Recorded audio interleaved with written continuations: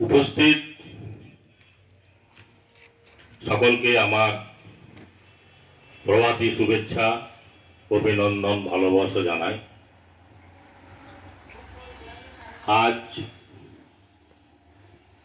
দেশ তথা সমগ্র ভারতবর্ষের একটি আকর্ষণীয় দিন। হোসলা এবং শ্রদ্ধার উদ্যোগে আজকে আমরা এই দিনটিকে পালন করতে চলেছি এবং করছি। পতাকা উত্তোলনের মাধ্যমে আমরা আজকে প্রজাতন্ত্র দিবস, বর্তমান সেটি সাধারণতন্ত্র দিবসকে আমরা উদযাপন করছি। সে বিষয়ে আমি কিছু বক্তব্য রাখছি। আমাদের ভারতবর্ষের রাষ্ট্রপতি নিয়োজিত যে সমস্ত বিশাল কর্মযজ্ঞ চলছে, আমাদের দেবাশিস বাবু সে সম্বন্ধে কিছু বললেন। গোটা দেশব্যাপী আজকে জনজোয়ার।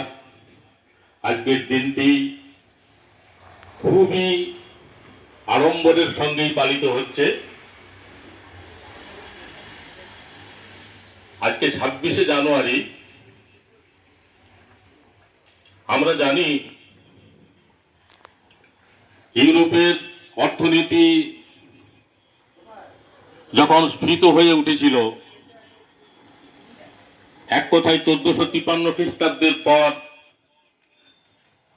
ইউরোপের England, France, Holland, Italy, Germany এই সমস্ত দেশের যে অর্থনৈতিক উন্নতি এবং কলকারখানা গড়ে উঠেছিল, তার পরিপ্রেক্ষিতে ঔপনিবেশিক শাসন ব্যবস্থা পৃথিবীর বুকে গড়ে উঠেছিল, বিশেষ করে এশিয়ার বুকে। আমাদের এশিয়ার বুকে আমাদের পর্তুগিজ থেকে শুরু করে সকলেই কিছু না কিছু রাজত্ব আমাদের ভারতবর্ষের উপরে করেছে। ঔপনিবেশিক শাসন ব্যবস্থা, বিশেষ করে ইংরেজরা 200 বছর ধরে ভারতবর্ষকে শোষণ করেছে। এই 200 বছরের শোষণের ইতিহাস অনেক দীর্ঘ। অনেক স্বাধীনতা সংগ্রামী তাদের রক্তক্ষয়ী সংগ্রামের মাধ্যমে আমরা স্বাধীনতা পেয়েছি।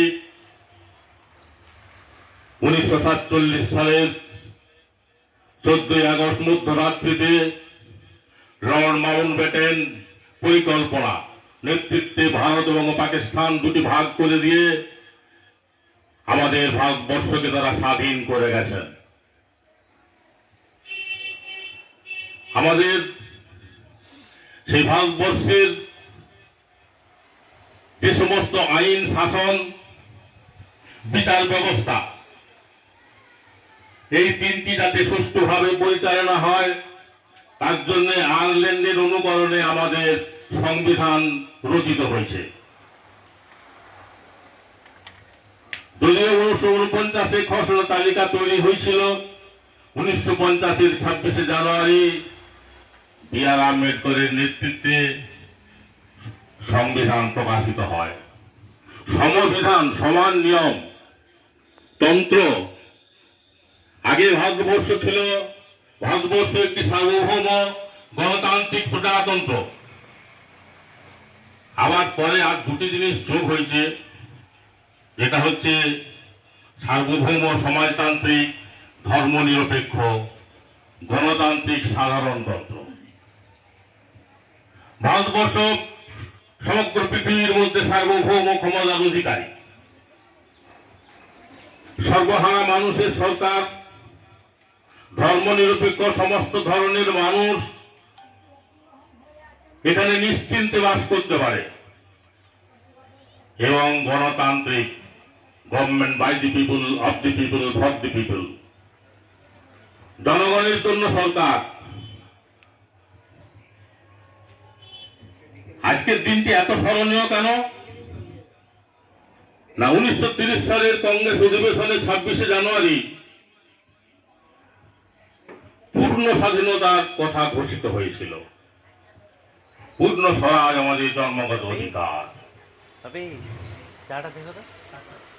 আবার সেই 50-এর 26শে জানুয়ারি সংবিধান, তাহলে দুটি 26 খুবই গুরুত্বপূর্ণ। সেই জন্য আজকের দিনটি এমনভাবে পালিত হয়। আমরা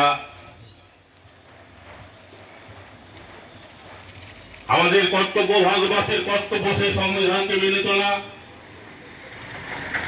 ভারতবর্ষের গণতন্ত্রকে উজ্জীবিত করা।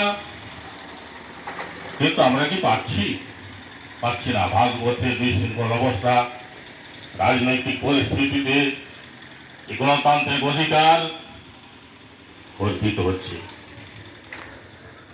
ভবিষ্যতে যাতে আমরা গণতান্ত্রিক ক্ষমতা পাই, গণতন্ত্রের জয় হয় ভারতবর্ষের মাটিতে, তবে আমাদের এই প্রজাতন্ত্র 26শে জানুয়ারি সাধারণতন্ত্র দিনটিকে উদযাপন করা সার্থক। এই বলে আমি আবার সকলকে আমার অভিনন্দন জানিয়ে আমার বক্তব্য শেষ করছি।